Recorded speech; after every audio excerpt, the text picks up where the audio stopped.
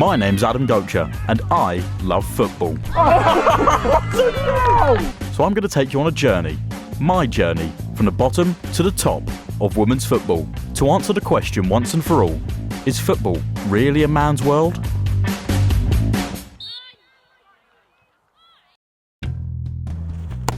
Women's football has always fallen short to the men's game, and I'm going to go on a journey to investigate just why that is.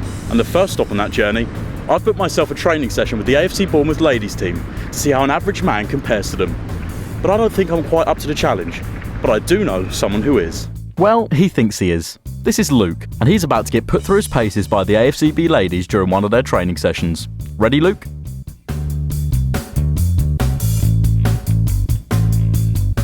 Turns out he was way out of his league, as the ladies were superior in every department, training with too much intensity for Luke to deal with. Oh my God!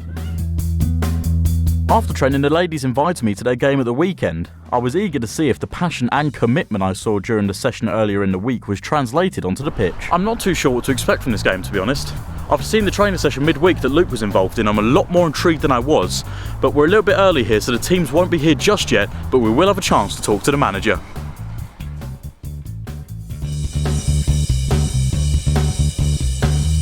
Do you think the women's game can reach the same heights that the men's game has? In a few years to come, I think it will. Once you get the backing of the big clubs and whatever, then I think the women's game can take off like the men's game. Definitely, with the same talented sort of players that we have in the men's football. The only difference is the money side of things. Obviously the girls don't get paid, but in future I think the progression of it all will get more and more and the bigger side of things. Eventually it will show that, you know, us being number 3 in the top West world and stuff like that, it will grow, and but it needs to get the funding and the money into it.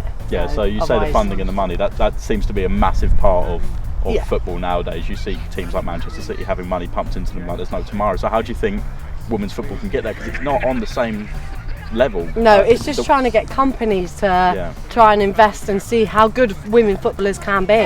The ladies absolutely smashed it, winning the game 5-1. Come on! It was clear to see that the passion was there, but I was frustrated that the quality just wasn't up to the standard of their male counterparts. It was also difficult to see the gulf in the playing conditions, with the ladies playing on a pitch only fit for a Sunday League pub team. I needed to find the source of the problem, so I went to the grassroots to check out an AFC Bournemouth community training session with girls aged 6 to 11.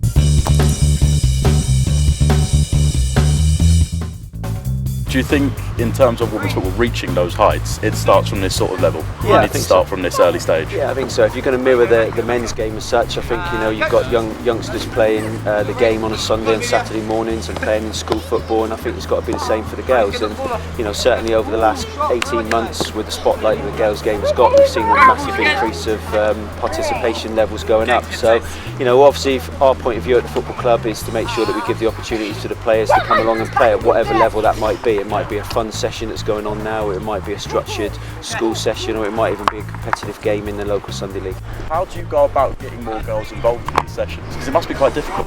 Yeah, it's very difficult. Obviously we make sure that they know it is a girls only session, because a lot of the time, we all play football, oh, the boys. They feel intimidated. Yeah. They don't want to do that. So we obviously hit them as girls only. We like to do a lot of work in schools, and we try to put on some girls only sessions in schools. And then obviously leaflet them while we're there, come down, do this, see what we're doing.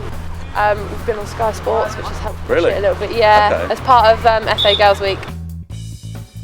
You always thought it was a boys' sport? No, not really. No? You always wanted to play football? Do you like playing football, yeah? Especially without the boys? You like playing with other girls?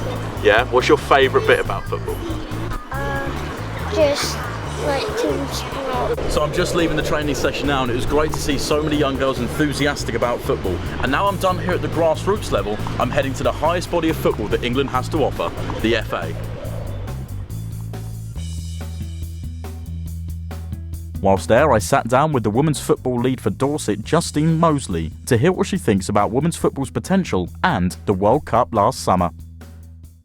It was massive for us as a nation, in terms of getting that exposure on TV, online, all of the games being shown.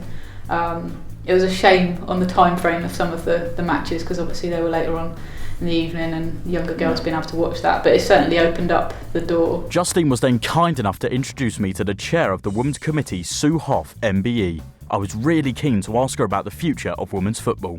Do you think, realistically speaking, the FA can and will invest more money into women's football? Is it there, do you reckon, in the budget for them to really pump it in and get women's football on the rise even quicker? Yeah, I mean, I think I wouldn't like to think that because the World Cup has happened there's a sudden injection of investment. I think the investment has been a gradual progress. Yeah. And certainly the investment in the Super League, the investment in the national teams, and there's a lot of work going on with the Premier League and the Football League, the Men's Premier League and Football League, around participation. I expect Justine's already told you about some local initiatives. To me personally, the progress that has been made now compared with where we were is just so exciting, and I'm just privileged to be involved at that level at the right time, I guess. It's a fantastic journey, yeah.